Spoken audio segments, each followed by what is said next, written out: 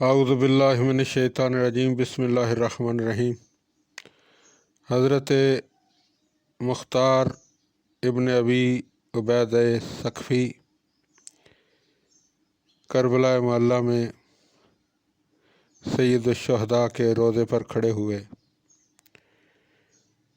اعلان کرنے لگے: اے میرے سید و سردار، میں نے آپ کے جد امجد حضرت محمد مصطفیٰ، آپ کے والد ماجد حضرت علی مرتضیٰ، آپ کی والدہ گرامی محترمہ جناب خاتون جنت، آپ کے بھائی حسن مجتبیٰ اور آپ کے اہل بیت اور دوستوں کی قسم کھائی ہے جو آپ کے ساتھ کربلا میں شہید ہوئے ہیں کہ جب تک آپ کا انتقام نہ لے لوں اس وقت تک نہ اچھا کھانا کھاؤں گا، نہ خوشگوار پیوں گا، نہ نرم بستر پر سوؤں گا، نہ یہ چادریں اتاروں گا جو اوڑے ہوئے ہوں۔ اے میرے آقا و مولا، آپ کے بعد زندگی ایک تہمت ہے، ایک عذاب ہے۔ خدا کی قسم اب یا تو انتقام لوں گا یا اسی طرح قتل ہو جاؤں گا جس طرح آپ شہید ہوئے۔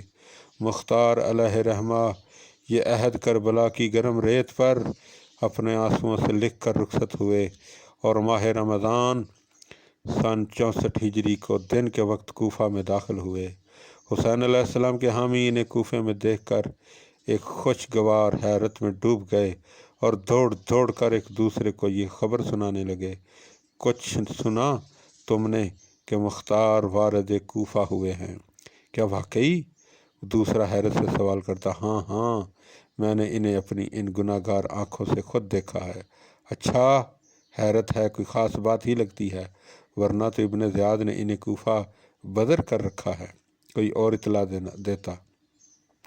ابن زیاد ملعون اپنی خیر منائے، جس طرح یزید اپنے اعمال کی جواب دہی کے لیے واصل جہنم ہوا، اسی طرح ابن زیاد کے دن بھی تھوڑے ہیں۔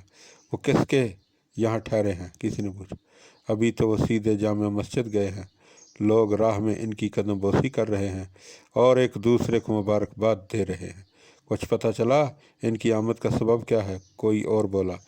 ان سے تو جس نے بھی پوچھا انہوں نے اپنا وہی قول دہرایا جو ہر وقت ان کی زبان پر رہتا ہے کہ وہ قاتلان حسین کو ان کے ظلم کا بدلہ دیں گے اور خون حسین کا انتقام لیں گے۔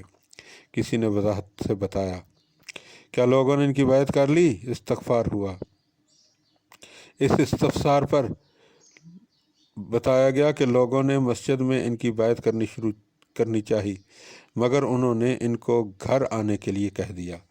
کسی شخص نے جواب دیا اور لوگ مختار کے گھر کی طرف جستجو کرنے لگے۔ مختار نماز کی ادائیگی کے بعد اپنے گھر روانہ ہوئے جو خانہ سالم بن حبیب کے نام سے مشہور تھا۔ وہ سب لوگ جن کے دل غم حسین میں سلگ رہے تھے، جن کے کلیجے انتقام کی آگ نے کباب کر دیے تھے، ان کے لیے مختار ایک نئی سحر کی امید بن کر آئے تھے۔ ان کی کوفہ میں آمد ایک بڑی ڈھارس تھی۔ ایسے تمام لوگ یعنی رازداری کے ساتھ اور بعض کھلم کھلا مختار رحمت علیہ رحمہ سے ملاقاتیں کرنے لگے اور مختار کے گھر پر ان کی آمد رفت ہمہ وقت رہنے لگی۔ کوفہ میں ایسے افراد کی کثیر تعداد موجود تھی جو قتل حسین علیہ السلام میں کسی نہ کسی طرح شریک رہے تھے۔ وہ مختار کے ارادوں سے بے خبر نہیں تھے۔ آغاز میں جب یزید کی حکومت مستحکم تھی اور ابن زیاد نے اپنے ظلم و ستم سے کوفے پر پوری طرح سے تسلط جما رکھا تھا تو وہ اسے ایک مجذوب کی بڑھ سے زیادہ اہمیت نہیں دیتے تھے، لیکن جب یزید واصل جہنم ہوا، ابن زیاد بغاوتوں اور شورشوں کو فروغ کرنے کوفہ سے باہر چلا گیا اور بنی امیہ کے اعوان اقتدار میں دراڑیں پڑنے لگیں اور مختار جو کسی وقت ایک بے بس قیدی تھے، پورے وقار سے وارد کوفہ ہوئے تو حسین علیہ السلام کے قاتلوں کو بھی نیرنگی دوراں پر اعتبار آیا اور انہیں مختار کے پختہ ارادوں میں اپنا انجام صاف دکھائی دینے لگا۔ سرکردہ افراد مختار کی نگرانی کرنے لگے اور ان کے ملاقاتیوں پر نظر رکھنے لگے۔ وہ ایک دوسرے کو مختار کے شب و روز کے پل پل کی خبر دیتے تھے اور چاہتے تھے کہ کسی طرح ان سے گلو خلاصی کرائی جائے۔ ان کا ایک وفد کوفہ کے قائم مقام گورنر سے ملا اور اسے اپنے اندیشوں کا اظہار کیا۔ گورنر نے انہیں اطمینان دلا کر روانہ کر دیا۔ اگلے ہی روز اچانک سپاہیوں کی ایک بڑی تعداد نے خانہ مختار کو گھیر لیا اور ان کے سالار نے مختار کے دروازے پر آن کر بلند آواز میں صدا دی، مختار ابن ابی عبید ثقفی، تم حکومت دشمن سرگرمیوں میں ملوث پائے گئے ہو۔ ہم تمہیں گرفتار کرنے کے لیے آئے ہیں اور تمہیں ہر صورت ہر ہتھ کڑی پہنائیں گے۔ مختار کے لیے اقدام حیران کن نہیں تھا۔ وہ ان تمام متوقع مخالفتوں کا سامنا کرنے کے لیے تیار تھے جو ان کے راستے میں آنے والی تھی۔ وہ ابا پہن کر دروازے پر آ گئے اور ایک نگاہ غلط انداز سے سالار کی طرف دیکھ کر بولے، اے باطل حکومت کے نمک خارو، بول کیا چاہتا ہے، کیا کہتا ہے؟ تمہارا گھر غداروں کی اماجگاہ بن چکا ہے۔ حکومت کو تمہاری تمام زیر زمین سرگرمیوں کی خبر ہے اور اس کی پاداش میں ہم تمہیں گرفتار کرنے ہیں۔ سالار نے اکڑ کر کہا اور اپنے ساتھیوں کو اشارہ کیا اور پلک جھپکتے میں مختار پر جھپٹے تاکہ انہیں مزاحمت کا موقع نہ ملے۔ انہوں نے چاروں طرف سے مختار پر ایسی یلغار کی کہ انہیں سنبھلنے کا وقت ہی نہیں دیا اور انہوں نے زبردستی مختار کو ایک خچر پر سوار کیا اور کشاں کشاں انہیں قید خانے کی طرف لے گئے۔ شور و گل سن کر لوگ اکٹھے ہونے لگے اور چاروں طرف سے رستے میں جگہ جگہ جمع ہو گئے، لیکن حکومت کے رعب و دہشت کا یہ عالم تھا کہ کوئی ایک بھی حکومت کے کار پردازوں سے مزاحمت نہیں ہوا۔ سب خاموشی سے ان کی گرفتاری کا منظر دیکھتے رہے۔ مختار کا چہرہ جوش غضب سے سرخ تھا اور بآواز بلند مکفّہ عبارت میں کہتے تھے چلے جا رہے تھے۔ ان کے لہجے کا یقین اور ان کے جذبے کی سچائی سے ساری فضا پر ایک ہیبت سی طاری ہو گئی تھی۔ اے حکمرانوں، تم جو چاہے کر لو، لیکن یہ یاد رکھو کہ میں قریب خون حسین علیہ السلام کا بدلہ لوں گا۔ تمام سرکشاں کوفہ و شام کو خون شام تلواروں کا مزہ چکھاؤں گا۔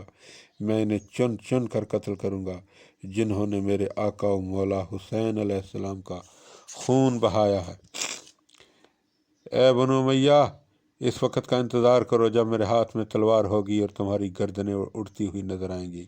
مختار کو پھر زندان کی سختیوں کے حوالے کر دیا گیا، لیکن مختار کے پہاڑ جیسے ارادوں اور چٹانوں جیسے عزائم کو قید کرنے کی کسی میں جرت نہیں تھی۔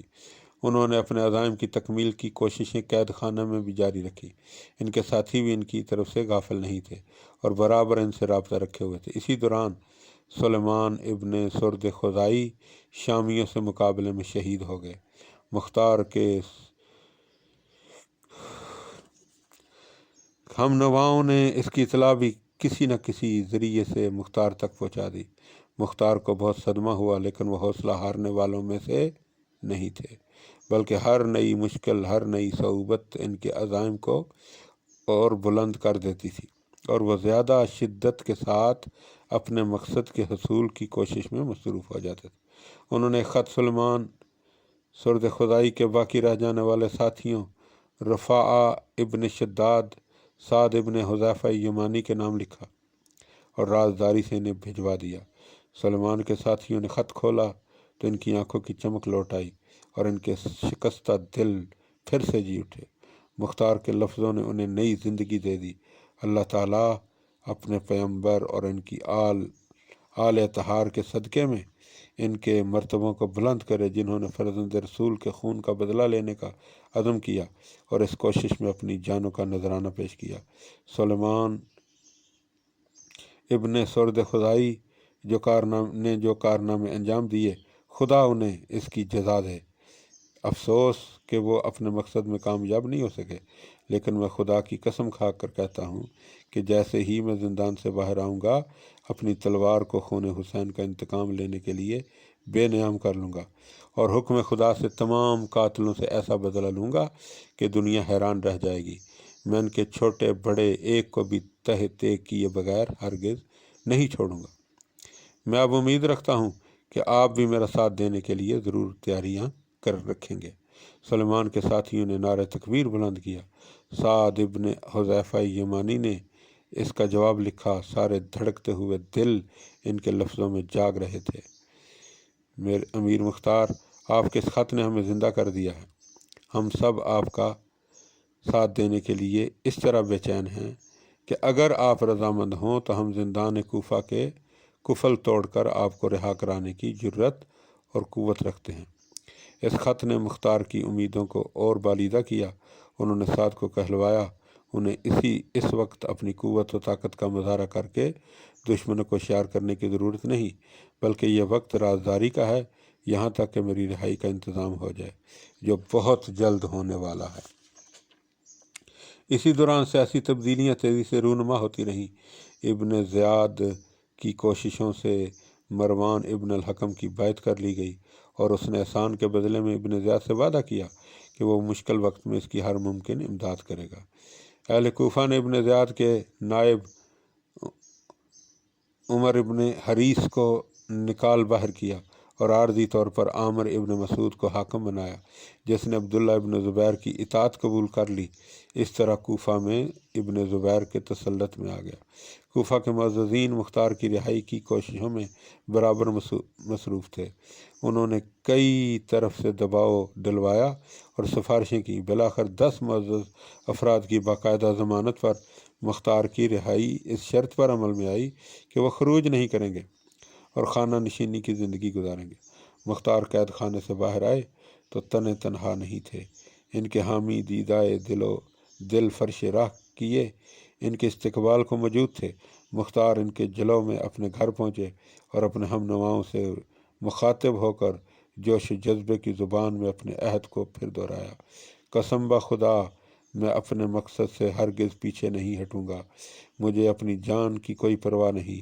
بے شک یہ دنیا میری نگاہوں میں حقیر و پست ہے۔